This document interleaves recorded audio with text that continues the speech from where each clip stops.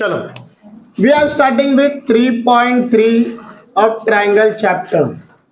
मैं हर एक्सरसाइज के पहले I will give you the concept on which exercise is based. I am writing the concept here. Listen.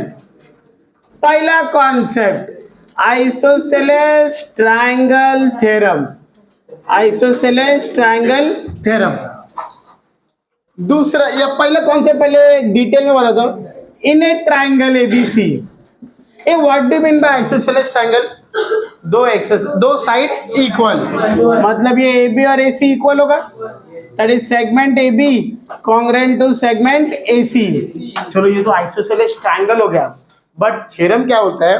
When two sides of triangle are equal, their opposite angles are equal. A B के opposite कौन है? सी. ए सी का opposite कौन है? B. तो angle B congruent to angle C होगा. इसको बोलते हैं आइसोसेलेस ट्राइंगल थ्योरम. दो साइड इक्वल, उसका opposite angle equal. What will be the converse of it? दो एंगल इक्वल तो उसका साइड इक्वल. साइड इक्वल तो एंगल इक्वल. एंगल इक्वल तो साइड इक्वल. इसको बोलते हैं आइसोसेलेस ट्राइंगल थ्योरम. दूसरा concept, in a right angle triangle. Suppose इसका वैल्यू मैंने 12 दिया. If we draw a median on hypotenuse, I am telling median not perpendicular, क्योंकि मीडियन क्या होता है? वर्टेक्स से mid point of opposite side को ज्वाइन करता है. It is not 90 degree. Median ये डी मिड पॉइंट है एसी का. तो what will be the length of that median? BD is half of AC, that is half of hypotenuse, that is 6. Statement will be like this: median drawn on the hypotenuse is half of hypotenuse. Clear with this? Yes, now sir. We are starting with 3.3. चार ही question है, चारों question एक साथ खत्म करूंगा. Listen. Question number 1. This side is equal to this side. A, B, C. This is X. This is 50. ये side इसको equal. This is Y. This is 60. चलो, ये कितना ट्रायंगल दिख रहा है यहाँ पे? फोकस ऑन ऊपर वाला triangle. In triangle ABC they are telling segment AB congruent to segment AC given. अगर ये दो साइड इक्वल है तो क्या उसका ऑपोजिट एंगल इक्वल होगा क्या? Therefore angle ACB congruent to angle ABC. Isosceles triangle theorem. चलो, दो साइड इक्वल तो उसका ऑपोजिट एंगल इक्वल. तो what will be the value of X? X का वैल्यू कितना रहेगा? 50. दोनों एंगल इक्वल है ना? तो ये 50 तो ये भी 50. जैसा ऊपर वैसा नीचे. In triangle DBC segment DB congruent to segment DC given. अब ये और ये साइड इक्वल तो उसका ऑपोजिट एंगल इक्वल. तो angle DBC congruent to angle DCB. Same reason, isosceles triangle theorem. तो ये 60 तो y भी कितना रहेगा? 60. चलो, ये x और y तो ढूंढा. अब x और y ढूंढने में तो लोग क्या बोल रहे पता है क्या? चलो, ये 50 हो गया and this one is 60. They are telling us to find the value of a b d. ये टोटल पूछा है. तो what will be the value of A B D? A B D कितना? 110. That is A B C plus D B C. 50 plus 60 that is 110. Same बच्चे लोग ये पूछा है. Angle A C D that is A C B plus D C B. Again same thing, 60 plus 50 110. बताओ, question बहुत hard था. Then second question, question number 2. In a right angle triangle they are telling hypotenuse का value 15 है. Find the length of median of its hypotenuse. मतलब अगर मैंने BD को median बोला तो मुझे उसका लेंथ पूछा है.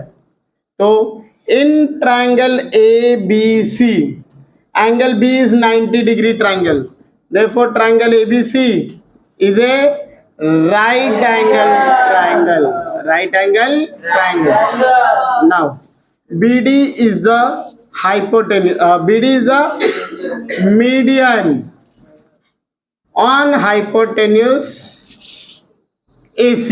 ये बराबर ना, BD क्या है, median.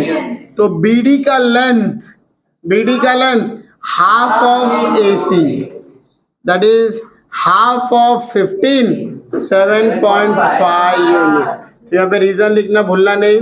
Median drawn on hypotenuse is half of hypotenuse, बहुत हार्ड है। Then third question, in question number 3, triangle PQR, Q is 90 degree, PQ 12, A5, QS is the median they are telling, and उन लोगों को QS का ही value चाहिए। अब तुम लोग बोलेगे again sir QS is half of hypotenuse, बराबर है। अरे बट हाइपोटेन्यूज ही तो नहीं मालूम। अगर मुझे हाइपोटेन्यूज मालूम होता तो मैं डायरेक्ट हाफ करके ढूंढ लेता, but in this case hypotenuse ही नहीं मालूम पहला। तो पहले हाइपोटेन्यूज कैसे ढूंढेंगे?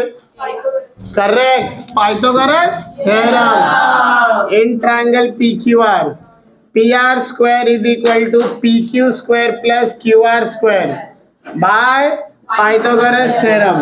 So what will be PR square? 12 square plus 5 square, 144 plus 25, 169. Therefore what will be PR? 13. Yes or no? Yes sir.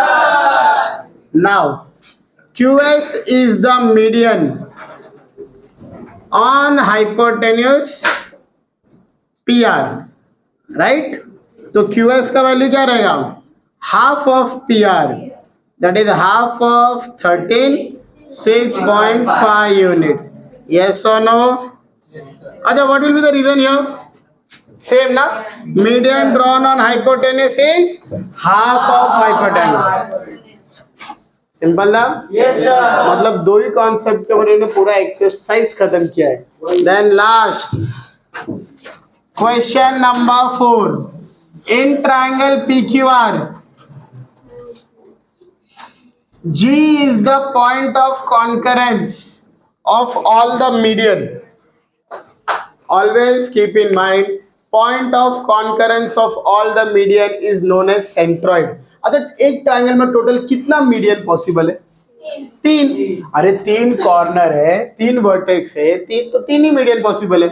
तो तीनों मीडियन जिधर इंटरसेक्ट होता है ना, उसको ही सेंट्रॉइड बोलते हैं। एंड सेंट्रॉइड का एक फिक्स प्रॉपर्टी है, G is the centroid of triangle, and इसका फिक्स प्रॉपर्टी पता है क्या है? It divides the median in the ratio 2:1।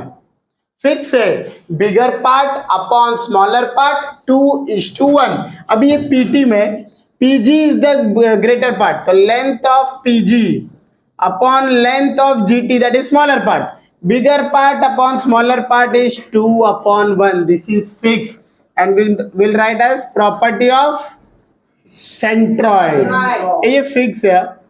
Length of GT is given how much? 2.5. 2.5 दिया हुआ है टेक्स्ट बुक में। How we can find PG then? Cross multiply.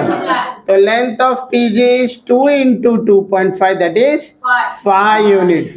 पहला अननोन मिल गया, ये 2.5, ये 5। फिर उन्होंने बाद में टोटल भी पूछा है, लेंथ ऑफ PT भी पूछा है, अरे length of PG plus length of GT, that is 5 plus 2.5, 7.5 units.